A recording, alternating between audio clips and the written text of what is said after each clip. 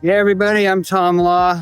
I'm here in sunny Cabo San Lucas, where I have lived full-time for the last 32 years. And I just thought I'd give you a little tour here, kind of show you what Cabo was like 32 years ago. Obviously, there's been a lot of growth over those last 32 years. As a matter of fact, when I first moved here 32 years ago, Cabo was just starting to take off. We got our first golf course, the Palmilla, and that's where it all started. The rest is history. Right behind me is a stoplight. And that was the only light between here and the airport for many years. And granted, I used to drive like Max Verstappen, but I could get to the airport from here in 20 minutes. Now it's about a 45-minute drive. Across the street there is the famous Squid Row. It was also here 32 years ago when I moved here. And now there's a Hard Rock Cafe here, but that actually used to be called Pollo de Oro, golden chicken. And me and my buddies would start eating there, and then from there we walk around town all the way to 31 Flavors, which I'm going to show you in a minute. Pollo de Oro eventually moved, and the place then became called the Stoplight. They had good food, and that's where we would hang out. And you used to build a park on the side of the streets here, all the way through Cabo. But then they put in the red, and now we can't park there anymore, at least not legally. And here's a plaza right downtown Cabo called the Arambro Plaza. The Arambros are one of the bigger families in town that have been here for generations. That used to be Arambro's supermarket, and it was the only supermarket in town, and they would import foods here from the US. And it was very interesting because they knew they were the only game in town, and so their prices reflected that, but we were willing to pay whatever to get what we wanted. And for example, if they had like Farmer John wing sausages, it would be like spread all over town that they had Farmer John wing sausages. So you had to run down here and buy it before everybody else did. And then right here, Taqueria del Paisa, that was this Arambro pharmacy. But, you know, since Costco came into town and the Walmart and et cetera, they've had to close down because they just couldn't compete. This building right here, right downtown, we call the Gray Ghost. It started about 33 years ago. And the gentleman who started to build it passed away and left, didn't leave the proper documentation to pass it on to his family. So it's been caught up in court forever. But a conglomerate just came in and finally bought it, paid off the union, and so they're starting to work on it now.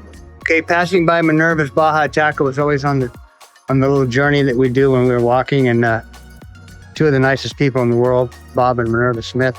But a funny story is I gave their son, when he was much, much younger, his first set of clubs, and he'd come out to the Palmilla where I worked for a while, and I let him play golf for free. And I had a house on the beach here for 7 years.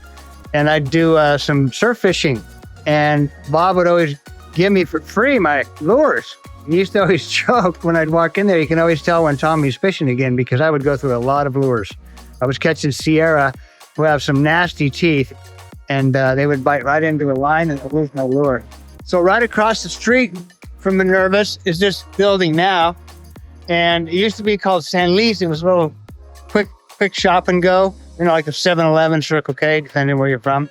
There's a guy that would serve hamburgers, and they were really good. There'd be a line. People would be lined up to get his hamburgers. He's moved to a different location, but really good stuff. It's a lot of fun. So as we continue on our walk, we go upstairs here. This used to be a 31 Flavors. So this is where we'd pretty much end our walk. Actually, we'd walk a little bit further and then turn around and stop. We'd grab some ice cream, and we'd sit on these stairs, and we'd people watch. It was a 31 Flavors ice cream.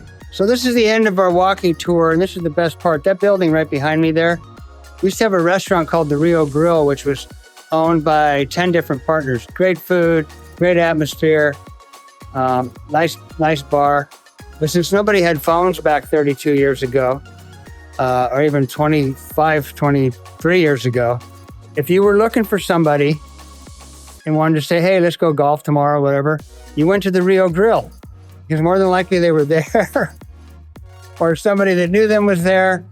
So we would all congregate. Everybody congregated there, like every day at 5 o'clock. They had a happy hour. I guess they kept raising the rent on the Rio Grill owners to the point where it became non-profitable anymore. So anyway, that's our tour. Cabo San Lucas has grown by leaps and bounds, but it's still super safe here. Back in 1994, the government changed the law so that foreigners could own real estate in certain zones. And basically fee simple. Private fencing, we've sold at least $1 billion worth of real estate every year since 1994, with very few exceptions. So anyway, thank you very much for watching. Now I got to watch where I'm going. I'm going to trip over the curb here. And let me know if you have any questions on Cabo real estate, or anything else in that matter. Have a great day.